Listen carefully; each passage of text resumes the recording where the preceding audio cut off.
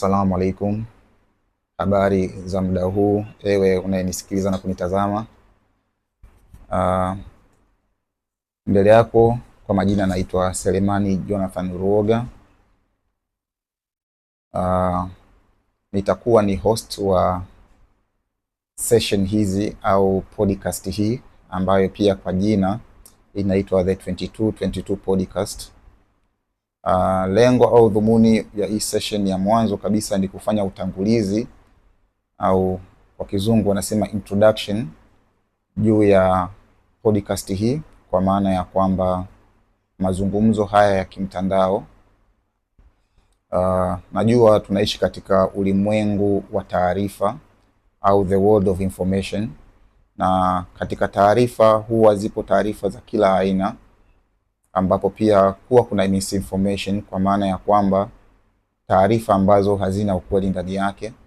Kwa hiyo lengo la kuanzisha kitu kama hichi, kwanza ilikuwa tu ni msukumo wa ndani, sababu kama mwanadamu ni kiumbe ambaye ni inquisitive sana, kwa maana ni kiumbe ambacho kinajiuliza maswali mengi sana. Kwa hiyo na mimi pia nimepata nafasi ya kuweza kuchambua baadhi ya maswali ambayo na imani wengi wetu tushe kujiuliza, au ni maswali makubwa ambayo mwanadamu inabidi ajiulize na kutafutia majibu kwa ajili tu ya kuelewa kile ambacho kimetuleta hapa na kujua tu ukweli wa mambo. Kwa hiyo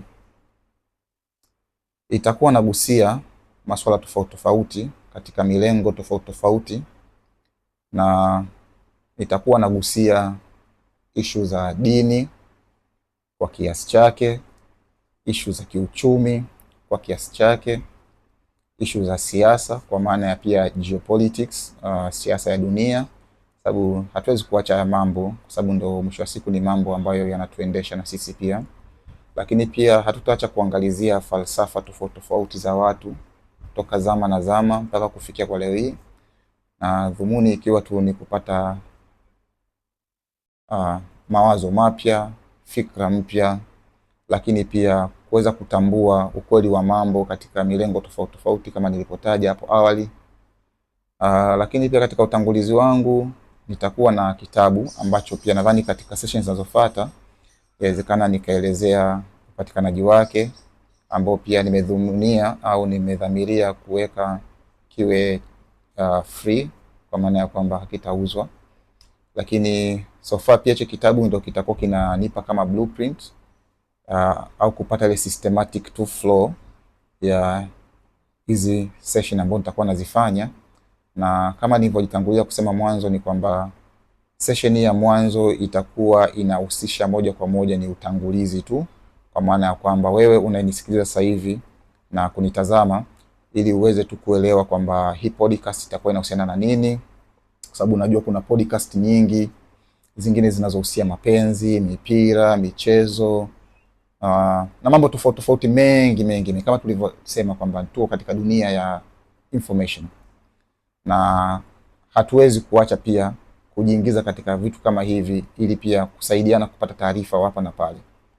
Na labda nitangulize pia maneno haya kwamba haina maana kwamba kuna mengi sana nayajua kuliko wengine, ila na pia haina maana kwamba nina elimu kubwa sana ya vitu ambavyo nimevitafuta kuliko watu wengine, lakini yawezekana nikawa ni sehemu ya kuchagiza wale watu ambao wanapenda kutafuta taarifa tofauti tofauti ambazo mada zake inawezekana zinaendana na hizi mada ambazo nimeziandaa, huku tukiweza pia kuhusiana pia katika njia ya comments, labda tuongelee jambo gani lipi katika undani upi na vitu kama hivyo, mada zipi za kuzirudia na vitu kama hivyo. Na inawezekana pia kuna sehemu mbili tatu ambazo tunaweza tukaziacha na tukapata kama wanadamu as a humankind kwa pamoja kuweza kuhusiana. Na uzuri ni kwamba hizi mada zitakuwa katika lugha yetu pendwa kabisa ya Kiswahili, na nina imani kwa nchi za Kiafrika itakuwa inagusa nchi nyingi na watu wengi. Lakini vitabu itaweza kukitoa au kuvitoa katika lugha mbili kubwa ambazo ni Kiingereza na kwa maana pa Afrika na Kiswahili.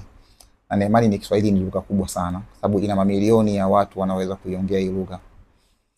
Kwa hiyo bila kupoteza wakati na muda, ewe mpendwa msikilizaji na mtazamaji, naomba niweze kupitia mada moja moja ambazo tutaweza kuzigusia bila kuanza kwa kuzichambua kwanza, ili tu lengo ni kukuvutia wewe kuweza kujua ni mada zipi nitaweza kuzigusia, na at least ikupe ile morali ya kuweza kufuatilia sessions zinazofuatia.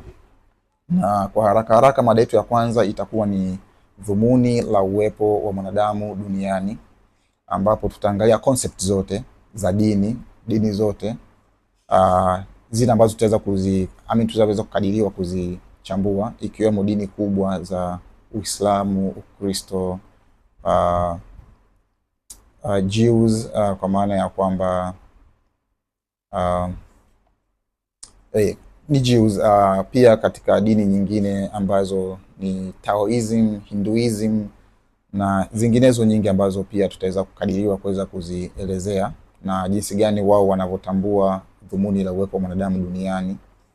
Mada yetu ya pili itakuwa ni the origin of religion, au kwa maana ya kwamba chimbuko la dini zilitokea wapi, malengo yao ni nini, na tofauti kubwa baina ya hizi dini ni zipi. Ingawa pia tutafocus sana katika dini ambazo zimetokana na uti wa mgongo wa Nabii Ibrahim, kwa maana ya kwamba dini hizi kubwa tatu: Uislamu, Ukristo pamoja na Jews au Judaism. Chapter ya tatu, au kwa maana ya mada ya tatu, tutaangalizia pia the nature of Satan, au asili ya shetani ni ipi na jinsi gani anaweza kuinfluence humanity. Je, shetani tu ni literal being au ni symbol tu ya uovu au tu ni concept za saikolojia, na jinsi pia hii milengo mingine inavyotafsiri kwa maana ya dini, sayansi na vitu vingine kama hivyo. Mada yetu ya 4 itakuwa ni the secret societies and their powers, kwa maana ya kwamba jamii za siri na nguvu zao. Najua watu wengi wamesikia hizi concept kwamba kuna jamii za siri ambazo kwa asilimia kubwa zinaendesha mambo ya kidunia, ikiwemo mambo ya kiuchumi, kisiasa na mengine kama hayo. Na kwa haraka haraka, haya ni magrupu au makundi kama vile ya Freemasons, Illuminati, kuna wengine tutasema Skulls and Bones na mengineyo mengi. Kwa hiyo kama nilivyosema awali, sitaweza kuchambua kwa sasa hivi kwa haraka, ila tu ni kwamba kuweza kuvielezea hizi mada ili pia niweze kutengenezea mazingira ya kujua kwamba tutakuwa tunagusia kitu gani na kitu gani katika session zetu zinazofuatia. Na ni kwamba kila session itakuwa ni mada tofauti tofauti, ingawa pia nitakuwa nategemea pia na comments za wasikilizaji na watazamaji kwamba mada ipi tuendelee kuielezea kwa undani au sehemu gani pia tumeacha tuweze kuirudia. Okay. Na mada yetu ya 5 itakuwa ni historia au the history of Christianity and the Roman Catholic Church, historia ya Ukristo pia pamoja na kanisa la Katoliki la Roman Catholic. Ndio. Mada yetu ya 6 itakuwa ni the Bible au Biblia, authorship and variations, uandishi na utofauti lakini katika Biblia. Manake tutaangalia nani waliandika hivi vitabu na kwa nini tuna version nyingi za Biblia. Na so far sijui hata kuna version ngapi, lakini najua kuna mamia ya version tofauti tofauti, zama tofauti tofauti. Je, kwa nini zinatofautiana na waandishi walikuwa ni nani? Na je, anaelengwa katika Biblia je ndio aliandika Biblia na vitu kama hivyo. Kama nilivyosema mwanzo, ni maswali yanawezekana mepesi sana, lakini tutatazamia kwa undani wake haya maswali kwa ajili ya kuweza kupata majibu au kupata blueprint ya watu kuweza kujiuliza maswali kama haya na kutafutia majibu, na pia ikiweza kukuchagiza ewe ambao uje kutafuta maswali kama haya na kutafutia majibu, then at least utakuwa umepata sehemu ya kuanzia. Mada yetu ya 7 itakuwa ni Jews, Israel and Zionism, Uyahudi, Uisraeli na Uzayuni. Je, hizi concept tatu zinaendana kwa kiasi gani, na pia vina connect vipi katika kuinfluence uchumi wa kidunia pamoja na siasa ya dunia. Naweza ukashangaa kwa nini nimeiweka hii mada, lakini nadhani tutapata majibu makubwa na kutafsiri vitu vikubwa sana vinavyoendelea duniani kupitia mada kama hii au session hii ambayo itahusisha Uyahudi, Israeli na Uzayuni. Mada yetu ya 8 itakuwa ni the Antichrist, kwa maana ya kwamba mpinga Kristo, au kwa Waislamu wanapenda kumuita Al-Masih Dajjal. Je, ni nani au ni kitu gani? Ni mtu, ni mfumo kwa maana ya system, ni ideolojia kwa maana ideology, na watu wanapasi vipi kutokana na imani tofauti tofauti kuhusiana na Masih Dajjal au Antichrist, mpinga Kristo. Mada yetu ya 9 itakuwa ni the erasure of African history, kwa maana ya kwamba historia ya Afrika iliyofutwa. Manake tutaondolea kutokea kwenye ukoloni, misinformation, taarifa ambazo si za kweli kuhusiana na Afrika na taarifa ambazo zilifutwa, lakini pia taarifa za uongo kuhusiana na Uislamu, Afrika na vitu kama hivyo. Kwa hiyo itakuwa mada yetu ya 9. Mada yetu ya 10 itakuwa ni the secret of the Vatican Library,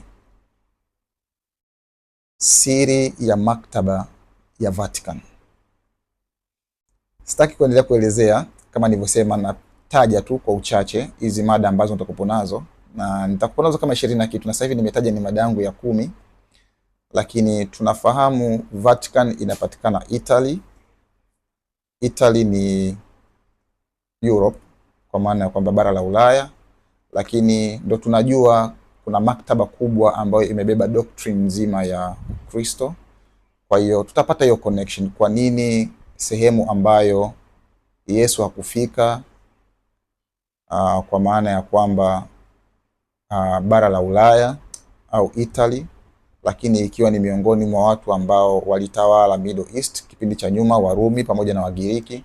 Leo hii hawapo tena Middle East, kwa maana ya kwamba ethnicity wise, kwa njia ya utawala, lakini kwa nini doctrine nzima ya Ukristo inapatikana Vatican? Kwa hiyo tutaenda kuangalia usiri wa maktaba hii, na pia nitakuwa na sample taarifa pia za watu wengine kuhusiana na hizi mada, na nikiwa naweza kuzichagiza ili tu kuweza kupata wingi wa taarifa au kuboresha kidogo majibu ambayo tunayapata kutokana na uchache wa utafiti ambao tumeufanya, sababu tunajua elimu ni kubwa sana, na kama mwanadamu unaweza kugrasp sehemu ndogo sana ya elimu. Mada yetu ya 11 itakuwa ni the higher faculties of human mind, kwa maana ya kwamba utashi mkubwa wa akili ya mwanadamu, upeo wake kwa uzima. Kwa hiyo kwa maana ya kwamba kitu gani kinachotofautisha sisi wanadamu na viumbe wengine, na kwa asilimia kubwa inakuwa ni utashi. Ukiondolea hata mbali tu umbile, ingawa tumeumbwa katika umbile lilokuwa bora kabisa kama anavyosema Mwenyezi Mungu katika vitabu vyetu vya kiimani. Mada ya 12 itakuwa ni the global economic control. Tutakuwa tunaangazia wanaoendesha au kucontrol uchumi wa dunia, na hapa tutaangalizia pia organizations tofauti tofauti kama vile World Bank, IMF, WHO, mashirika ya afya ya vyakula na mambo mengine mengi, kuanzishwa kwake, malengo na dhumuni halisi ya kuanzishwa vitu kama hivi na vitu kama hivyo. Chapter ya 13, kwa maana ya mada yetu ya 13, itakuwa inahusiana na the US dollar dominance, kwa maana ya kwamba utawala wa currency au pesa ya US ambao ni US dollar. Ndio kwa nini imekuwa ni most powerful. Yawezekana isiwe na thamani kubwa zaidi, lakini imekuwa ni dominant kwa muda mrefu na iko accepted karibia dunia nzima kwa ajili ya matumizi, na kilichopelekea ni nini na vitu kama hivyo. uh, the economic, political na historical facts behind the US dollar dominance na vitu kama hivyo. Mada yetu ya 14 tutaangalizia pia siri za pharmaceutical industries, the secrets of the pharmaceutical industries, kwa maana ya kwamba hii tasnia au kiwanda cha madawa ya mwanadamu na siri iliyokuwepo nyuma yake. Unajua, katika misinformation au deception ni kwamba asilimia kubwa ya kinacholetwa yawezekana 90% ni ukweli, ila wana clout na asilimia karibia 10 ya uongo ili kudeceive watu au mwanadamu au the humankind kwa ujumla. Kwa hiyo, na kama unavyoona kwamba kupitia hizi mada zote, kuanzia ya kwanza ambayo nilitaja kwamba ni lipi dhumuni la uwepo mwanadamu, kwa hiyo na mpaka na hii mada inayofikia sasa hivi ya 14, inawezekana unaona kabisa kuna relation ambayo ipo. Na hapa hatujaanza kuchambua so far mpaka sasa hivi, ila tu ni kuzitaja. Kwa hiyo tukiingia ndani kwenye kuzichambua hizi mada, inawezekana tukapata majibu ya undani kuhusiana na kinachoendelea na lengo linakuwa ni nini, tukiwa tunaelekea mwisho wa dunia. Tunaamini kwamba hizi dini zote zinaamini kwamba kuna mwanzo uliokuwepo na kutakuwa kuna mwisho na kuna accountability baada ya hapo. Mada yetu ya 15 itakuwa ni the role of technology and Nikola Tesla. Role sijui kwa Kiswahili nini, lakini nadhani ni jukumu la teknolojia. Lakini pia nimemtaja na Nikola Tesla akiwa ni mwanasayansi mmojawapo ambaye ni mashuhuri kidogo aliyeishi, na inawezekana hajasomwa sana kama ilivyokuwa wamesomwa wengine kama kina Albert Einstein, Sir Isaac Newton na wengineo. Kwa tutaweza kumwangalizia huyu na kidogo kupata undani wa taarifa kuhusiana na aliyoyagundua, aliyoyafahamu na kilichopelekea kifo chake na maisha yake jinsi ilivyokuwa, lakini pia na teknolojia kwa ujumla. Mada ya 16 itakuwa ni the media, truth and manipulation, kwa maana ya kwamba media nikilenga sekta zote ambazo zinatufikisha taarifa, kwa maana ya kwamba magazeti, televisheni, redio, social media, kwa maana ya kwamba mitandao ya kijamii. Je, ni chombo cha kuambiana ukweli au ni sehemu ya kumfanyia mwanadamu manipulation au ni mixture ya vyote kwa pamoja? Kwa hiyo tutakuwa tuna unpack, yaani kama vile kwenye begi lako unakuwa unatoa vitu.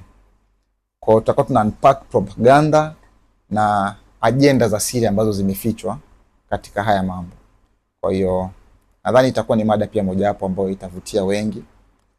Mada ya 17 itakuwa ni the body, spirit and soul, kwa maana ya kwamba mwili, roho na nafsi. Kwa sisi Waislamu ni kweli roho ni miongoni mwa vitu ambavyo kuna uchache sana wa elimu yake, lakini kwa uchache huo pia tutaangalizia, ingawa mwanadamu ameweza kumaster kwa asilimia kubwa kuhusiana na mwili wake, kwa maana ya kwamba milango yake ya fahamu kupitia mwili, ufahamu wa kuona, kunusa, kushika, kuhisi na vitu kama hivyo, lakini hatuja unpack kwa asilimia kubwa, au yawezekana sio wengi wetu ambao wanafahamu kwamba kuna senses zingine za ziada spiritually, na ukiangalizia pia na nafsi. Na sisi Waislamu tumeelezewa kuna nafsi zaidi ya 3. Kwa hiyo tutaweza kuzipitia na zenyewe, na kwa uchache tu ni kama vile nafsatul amara, nafsatul lawama na vitu vingine kama hivyo. Kwa hiyo tutaweza kuvipitia na venyewe, kuangalia kwa undani wake na jinsi gani tutachokitambua kupitia hii mada vinaweza pia vikatuunganisha dots juu ya kujitambua sisi kama wanadamu na kujijibu maswali miongoni mwa swali ambayo labda tushajiuliza. Mada yangu ya 18 au mada yetu ya 18 itakuwa inahusiana na vita. Ndio, kwa maana ya kwamba je, vita ni vitu ambavyo vinatengenezwa au ni kwamba ni concept ambavyo kila kunapokuwa na utofauti lazima vitokee? Kingine tutakachoangalia kama mada ya 19 itakuwa ni morals and dogma. Kwa maana ya kwamba morals ni maadili na dogma ni neno la Kilatini au Kigiriki kama sikosei, likimaanisha doctrine, kwa maana ya kwamba elimu.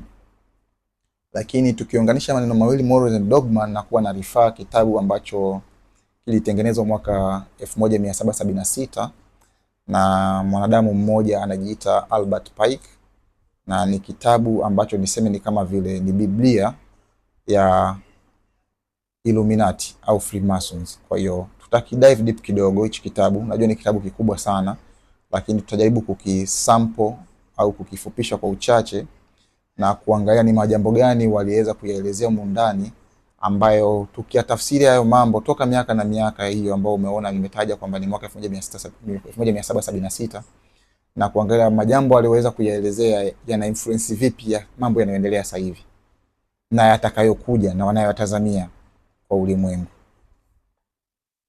Mada yetu ya 20 itakuwa ni the new world orders, kwa maana ya kwamba maagizo mapya kwa dunia.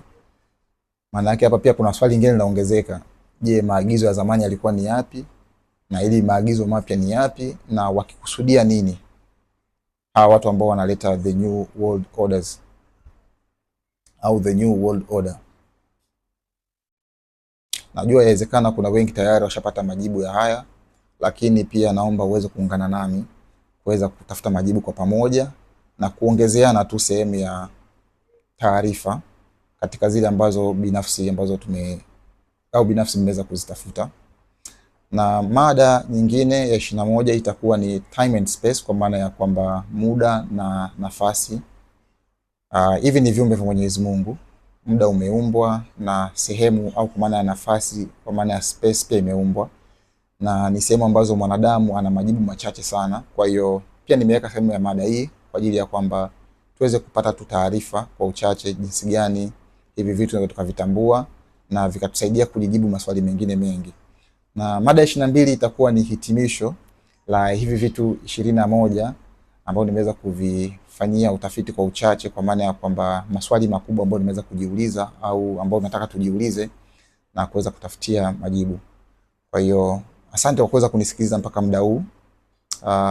Niweze kutia moyo kwamba usiweze kukosa session zinazofuata, kwa maana ya kwamba tutapokuwa tunaangazia mada zote hizi, na tutakuwa tunaanza na mada ya kwanza ya dhumuni la uwepo wa mwanadamu katika ulimwengu, sababu bila kujijibu hili swali kwanza, yawezekana mada zingine zikakosa nguvu kidogo na mashiko. Kwa hiyo niweze kusema asante kwa kuwepo mpaka muda huu, na nikutie moyo kwamba usiweze kukosa vipindi vinavyofuatia kwa maana ya sessions, ili tuweze kujifunza mengi kwa pamoja. Wa assalamu alaikum, shukran sana, chao.